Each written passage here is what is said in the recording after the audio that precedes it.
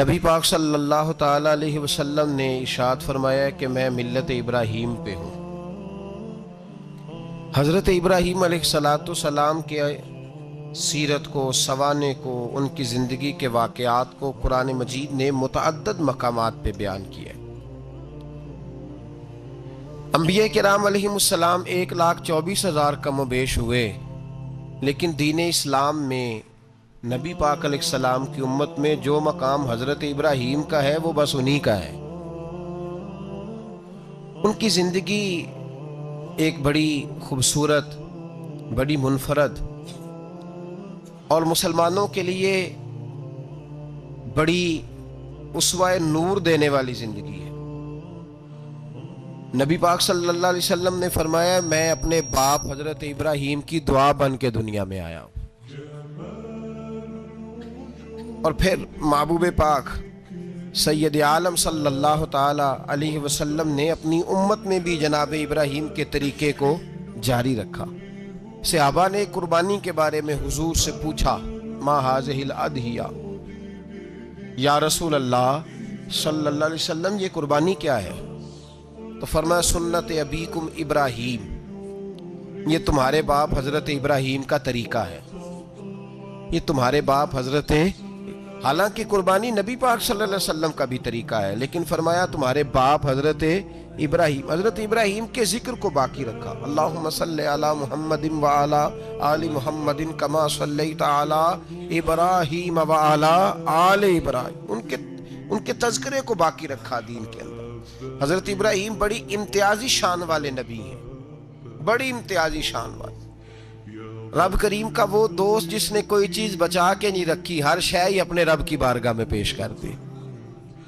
چند چیزوں سے انسان کو بڑا پیار ہوتا ہے، گھر اسے بڑا پیارا ہوتا ہے، وہ بڑا خوبصورت ہوٹل، 5 سٹار ہوٹل میں رہا، وہ اسلام آباد گیا، کسی سفر پہ گیا تو بڑے اعلیٰ قسم کے اس کو کھانے ملے، بڑی چیزیں ملی، لیکن کبھی دائیں کروٹ کبھی بائیں کروٹ۔ ساتھ بیڈ پہ دوست تھا تو اس نے کہا صاحب سو جاؤ، تو اس نے کہا یار جو مزہ اپنے گھر میں سونے کا ہے وہ کسی اور جگہ تھوڑی ہے۔ گھر بڑا پیارا ہوتا ہے، انسان لگاؤ ہوتا ہے، جس بے تکلفی سے، سکون سے، آرام سے انسان اپنے گھر میں وقت بتاتا ہے، کہیں اور مشکل ہو جاتا ہے۔ دوسرا، انسان کو اولاد بڑی پیاری ہوتی ہے، بڑی عجیب شے، نہ ہو تب بھی بڑا دکھ ہے، اور ہونے کے بعد بھی اس کی بڑی آزمائشیں، یہ بڑی ایک میٹھی چیز ہے۔ اولاد ایک بڑا عجیب سا میوہ ہے، پتہ نہیں یہ کس انجیکشن کا نام ہے کہ چھاتی پر چڑھ جائے تو اللہ سکون عطا فرما دیتا ہے، پتہ نہیں کس ٹھنڈی دولت کا نام رب کریم نے اولاد رکھا ہے، بڑی پیاری ہوتی ہے اولاد۔ پھر تیسری چیز انسان کی اپنی جان ہے، اور یہ اتنی قیمتی شے ہے کہ اللہ کریم نے فرمایا کہ اگر تیری گردن پہ کوئی آدمی پستول رکھ کے، تلوار تیرے گلے پہ رکھ کے کہے نا کہ رب کا انکار کر دے ورنہ مار دوں گا، تو فرمایا وقتی طور پہ میری ذات کا انکار کر پر جان بچا جا۔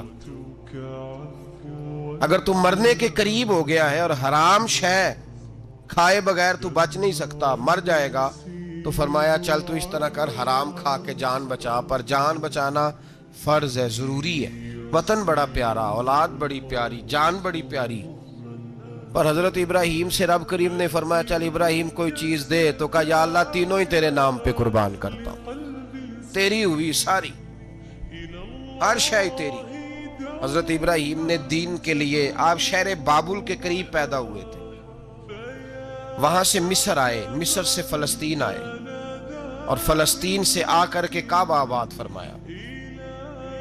زندگی سفروں میں گزری، سفر ایک تکلیف والی چیز ہے، پر حضرت ابراہیم نے وطن چھوڑ دیا، گھر چھوڑ دیا۔ جان بڑی عزیز ہوتی ہے، اصل میں نا جب انسان جد و جہد کرتا ہے نا دین کے لیے، تو اس کے رستے میں بڑی چیزیں آتی ہیں، کبھی اولاد، کبھی گھر، کبھی باہر، کبھی حکومتیں، کبھی سیاستیں، کبھی چدراہٹیں، اس کے رستے میں بڑا کچھ آتا ہے، اور اسے ہر چیز کو فیس کرنا پڑتا ہے۔ گھر کے اندر بھی جنگ ہوتی ہے اور گھر کے باہر بھی لڑائی ہوتی ہے، یہ آسان ہے ہی نہیں. ہم تو خیر ہتھیار چھوڑ کے پھینکنے والے لوگ ہیں, ہم بھولے بھالے لوگ ہیں. ہم کہتے ہیں میں نے تو کہا تھا مہندی نہ کرو, پر بیٹے نہیں مانے, بھولے جو ہوئے. اسی طرح حالانکہ اگر وہ بیٹا کہے نا کہ ابا جی لاؤ زندگی میں سارا کچھ میرے نام کرو, تو پھر ہم بھولے نہیں ہوتے, اور اس وقت ہم تیز ہوتے ہیں, کہتے ہیں یہ کیسے ہو سکتا ہے, ہاتھ کاٹ کے دے دوں. اس وقت نہیں. دین کے معاملے میں بھولے ہوتے ہیں. بیٹا بد مذہب کے پاس جا رہا ہے تو اس وقت ہم بھولے بھالے ہیں, کوئی عرض نہیں. لیکن اگر وہ اپنی پسند کی شادی کرے ہمیں کراس کر کے, پھر ساتھ ہی ہم تیز ہو جاتے ہیں. تو حضرت ابراہیم نے جب دین کے لیے نکلے تو جد و جہد کی, گھر کے اندر بھی گھر کے باہر بھی. آپ کے والد کا نام طارق ہے, وہ توحید پرست تھے, ایماندار تھے, پرہیزگار تھے. آپ کے چچا کا نام آزر ہے, وہ بت پرست تھے, بت بیچا کرتے تھے. حضرت سیدنا ابراہیم علیہ السلام جب میدان عمل میں نکلے تو حضرت ابراہیم علیہ السلام نے اپنے گھر سے جہاد شروع کیا. لڑنا پڑا گھر کے اصولوں سے. چچا نے جو رواج بنائے ہوئے تھے اس رواج سے ٹکرائے. فرمایا میں اپنے گھر کے اندر یہ بت پرستی نہیں ہونے دیں گا. چچا کو ایک دفعہ نہیں بار بار 100 دفعہ سمجھایا. آپ کا چچا بت بنا کے بیچا کرتا تھا. حضرت ابراہیم علیہ السلام تھوڑے بڑے ہوئے تو کہنے لگا کہ چلو میرے ساتھ, تم بھی بت بیچنے ہیں, ہمارا کاروبار ہے. حضرت ابراہیم ساتھ نکلے تو بت پکڑا ہے. گندے پانی کے اندر اس بت کو ڈبوتے ہیں, کہتے ہیں کسی نے خریدنا ہے تو خرید لو, نہ یہ نفع دے سکتا ہے نہ نقصان دے سکتا ہے. جو اپنا آپ نہیں بچا سکتا تمہیں کیا بچائے گا, خریدنا ہے تو خرید لو. چچا کہنے لگا تو کاروبار چمکا رہا ہے کہ تباہ کر رہا ہے. گھر میں بڑے معاملات خراب ہوئے, جھگڑے ہوئے, لیکن حضرت ابراہیم علیہ السلام ایک منٹ کے لیے بھی اپنے گھر کے اندر بھی کمپرومائز کرنے کو تیار. یہ تھوڑا مشکل میں نے پہلو چھیڑ دیا ہے, یہ تھوڑا مشکل پہلو چھیڑ دیا ہے. تھوڑا سمجھدار آدمی ہے پر بیوی سے پردہ نہیں کرا سکتا.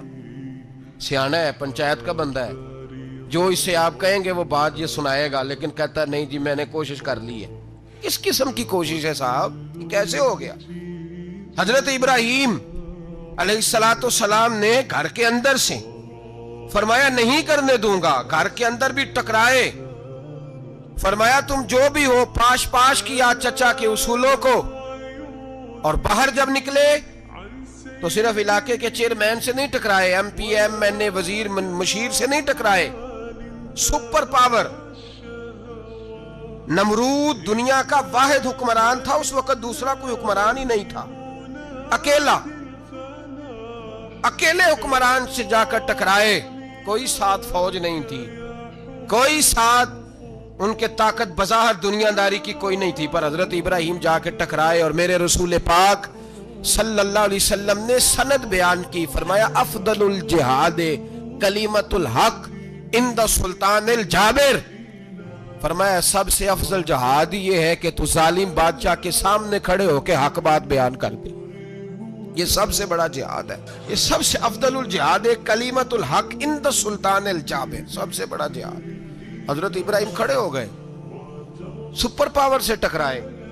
یہاں ہم لوگ حکمتوں کا شکار ہیں, دیکھیں گے, کریں گے, سوچیں گے, اور مولوی صاحب کو ویسے کہتے ہیں آپ پرہیز کریں سیاسی باتوں سے.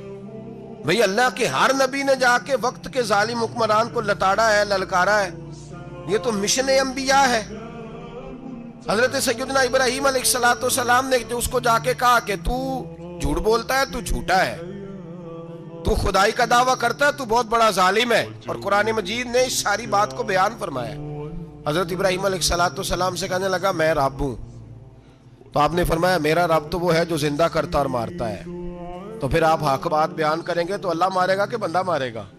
کچھ بھی نہیں ہوتا, کیونکہ زندگی موت کس کے ہاتھ میں ہے؟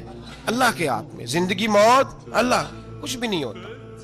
انسان صحیح سمت کا تعین کرے اور صحیح چلے. حضرت علی شیر خدا سے کسی نے کہا تھا کہ آپ کے بڑی دشمنی ہے, کوئی محافظ رکھ لیں. آپ فرمانے لگے موت خود بہت بڑی محافظ ہے, وقت سے پہلے آتی ہی نہیں. بڑی محافظ ہے, وقت سے پہلے. علامہ نورانی رحمت اللہ تعالیٰ علیہ کراچی جیسے شہر میں رہا کرتے تھے, جہاں گام گام پہ خطرہ تھا. لوگوں نے کہا حضرت اتنے بڑے لیڈر ہو, آپ کی جماعت کی 62 سیٹیں ہوئی قومی اسمبلی میں, ایک ایسا وقت بھی آیا تو کوئی ایک آدمی بندوق والا آپ فرمانے لگے مجھے ضرورت ہی نہیں، اس لیے کہ جس خدا رسول کے لیے میں نکلا ہوں وہ خود ہی حفاظت کرنے والے ہیں، ضرورت نہیں ان چیزوں کی۔ تو بھائی حضرت ابراہیم ٹکرائے، اور آپ کا انداز کیا ہے؟ جا کے کہا کہ تو نہیں، خدا وہ ہے جو زندہ کرتا، اور اس نے ایک بیوقوفوں جیسی دلیل دی۔ ایک آدمی کو کل پھانسی دینی تھی تو اس کو بلایا، کہنے لگا تجھے کب پھانسی ہے؟ اس نے کہا کل۔ کہنے لگا جا تجھے ذات کیا زندگی دی، اس کو چھٹی دے دی۔ ایک عام آدمی بیچارہ بیٹھا تھا، اس کو پکڑ کے نا کہنے لگا اس کی گردن اڑا دو۔ کہنے لگا دیکھ لو میں بھی زندہ کرتا اور مارتا ہوں، وہ جو کل مرنے والا تھا میں نے زندہ کر دیا ہے، اور جس کو پتہ ہی نہیں تھا کہ میں نے مرنا ہے اسے پکڑ کے میں نے مار دیا ہے۔ یہ بیوقوفوں جیسی دلیل ہے۔ حضرت سیدنا ابراہیم علیہ السلام چاہتے تو اسی وقت دلیل توڑ دیتے کہ تو کیا بیوقوفوں جیسی بات کر رہا ہے، اگر تو زندگی دیتا ہے تو مرے ہوئے میں جان ڈال کے دے جس کو تو نے مارا ہے۔ لیکن حضرت ابراہیم نے دیکھا کہ بیوقوف ہے، بیوقوفوں سے بحث نہیں ہوتی، دلیل بدل لی جاتی ہے، ان کی عقل کے مطابق بات کی جاتی ہے۔ حضرت ابراہیم فرمانے لگے میرا رب وہ ہے جو سورج مشرق سے نکالتا ہے اور مغرب میں غروب کرتا ہے، تو اگر رب ہے تو مغرب سے نکال کے مشرق میں غروب کر۔ فبہت الذی کفر، کافر لاجواب ہو گیا، اس کے پاس اس چیز کا کوئی جواب نہیں تھا۔ علامہ اسماعیل حقی نے خوبصورت فقرہ لکھا ہے، خوبصورت جان ڈال دی ایک جملہ کہہ کے۔ حضرت سیدنا علامہ اسماعیل حقی رحمت اللہ علیہ فرمانے لگے چونکہ نمرود بیوقوفوں جیسی باتیں کر رہا تھا، اگر وہ یہ کہہ دیتا نا کہ میں سورج کو نکالتا ہوں مشرق سے، میں غروب کرتا ہوں معاذ اللہ مغرب میں نکالتا ہوں، تو آپ اپنے رب سے کہیے کہ وہ مغرب سے نکال کے مشرق میں غروب کرے۔ علامہ اسماعیل حقی فرماتے ہیں رب کریم کی آواز قدرت تھی، مالک حضرت ابراہیم علیہ السلام کے اس اگر وہ کہہ دیتا اور حضرت ابراہیم دعا کر دیتے تو رب کریم نے فرشتوں کو تیار بٹھایا ہوا تھا، فرمایا اگر یہ کہہ دے میرے خلیل سے کہ سورج مغرب سے نکال کے مشرق میں غروب کرنا ہے تو تیار رہنا، جس طرح خلیل کہیں گے ویسے ہی کر دیں گے۔ واتخذ اللہ ابراہیم خلیلا، ابراہیم ہمارا دوست جو ہوا، جیسے کہے گا ویسے کر دیں گے۔ حضرت سیدنا ابراہیم علیہ السلام کی باتوں کا جب جواب نہ دے سکا، دلیل نہیں بندہ دیتا، پھر لڑائی کرتا ہے، پھر جھوٹے موٹے اعتراض کرتا ہے۔ دلیل ختم ہوتی ہے تو لوگ ذاتیات پہ اترتے ہیں، کہتے ہیں یہ کھانستا صحیح نہیں، دیکھتا صحیح نہیں، دلیل ختم۔ اب ذاتیات پہ اترے، کہنے لگے مجھے پتہ چلا ہے کہ یہ فلانی جگہ گیا تھا تو وہاں جا کے اس نے اس طرح کیا ہے۔ پھر لوگ ذاتیات پہ اترتے ہیں، جب دلیل کا جواب دلیل سے نہیں دے پاتے پھر ذاتیات پر اتر کر حملے کرتے ہیں۔ حضرت ابراہیم کے دلائل کا جواب نمرود نہ دے سکا تو کہنے لگا کہ اس کو آگ میں ڈال دو۔ قوم گئی ہوئی تھی ساری، آپ نے بات سنی ہوئی ہے، میں نے صرف اشارہ دینا ہے، میلے پہ تو حضرت سیدنا ابراہیم علیہ السلام نے سارے بت توڑ دیے، کلاڑا بڑے بت کی گردن پہ رکھا، واپس آئے کہنے لگے بت کس نے توڑے ہیں؟ تو فرمایا اس سے پوچھ لو جس کی گردن پہ کلاڑا ہے۔ کہنے لگے یہ تو بول ہی نہیں سکتا، تو فرمانے لگے بڑے بیوقوف ہو جو بولتا ہی نہیں، سنتا ہی نہیں، اپنا آپ نہیں بچا سکتا، اس کی پوجا کرتے ہو؟ کہنے لگے پکڑو دلیلیں ختم ہو گئی، اس کو آگ میں ڈالو۔ بہت بڑی حویلی 45 فٹ مربع پہ مشتمل ایک حویلی بنائی گئی اور 45 فٹ اونچی۔ مختلف روایات، علامہ اسماعیل حقی کہتے ہیں کہ 3 مہینے تک نمرود نے کہا کہ اس کے اندر لکڑیاں ڈالو۔ لوگ پوچھنے لگے کتنی دنیا جلانی ہے؟ کہنے لگا بندہ تو ایک جلانا ہے پر بندہ بڑا تگڑا ہے، ایک بندہ۔ 3 مہینے لکڑیاں ڈالی گئیں، اور لوگوں کی جو تہمات ہوتی ہیں نا وہ بڑی عجیب ہوتی ہیں۔ تہمات میں نے بڑی تفصیل سے رمضان المبارک میں گفتگو کی تھی، بدشگونی تہمات لوگ لیتے ہیں، اس وقت بھی لوگ تہمات کا شکار ہو گئے، عقیدہ بگڑ جاتا ہے تو وہ عجیب و غریب باتیں کرنے لگتا ہے، تہمات کا شکار ہو گئے۔ بیبیاں نظر مانتی، میں بیمار ہوں اگر صحیح ہو گئی تو اتنے من لکڑی دوں گی حضرت ابراہیم کی آگ جلانے کے لیے۔ ایک عورت لے کے جا رہی ہے لکڑیاں، ایک نیک دل آدمی نے اس سے پوچھا کہاں جا رہی ہو؟ کہنے لگی میں نے منت مانی تھی تو حضرت ابراہیم علیہ السلام کو معاذ اللہ جلانے کے لیے لکڑیاں لے کے جا رہی ہوں۔ تو وہ رب کریم کے بندے کہنے لگے تو ڈھونڈتی رہے گی، تجھے وہ جگہ ملے گی نہیں۔ وہ بی بی کئی مہینے گھومتی رہی، جگہ ہی نہیں ملی جہاں لکڑیاں ڈالنی، ماری گئی۔ توہمات کا شکار ہوئے بہت سارے لوگ، توہمات کا۔ بھائی توہمات دین کے اندر منع ہے، توہمات دین میں کوئی نظر ماننا، کوئی کسی بزرگ کے مزار پہ جا کے سالے ثواب کے لیے کوئی چیز ماننا، یہ تو درست ہوا، لیکن غیر شرعی نظریں مان لینا کہ میں آگ کے گرد چکر لگاؤں گا، میں جناب وہاں جا کے یہ والا تماشا کروں گا، میں دھاگا باندھوں گا، میں رسا کاٹوں گا، میں وہاں گندے ہو سے پانی پیوں گا، ان کی شریعت اجازت، یہ توہمات ہیں، بدشگونی ہے، دین میں ان کی کوئی گنجائش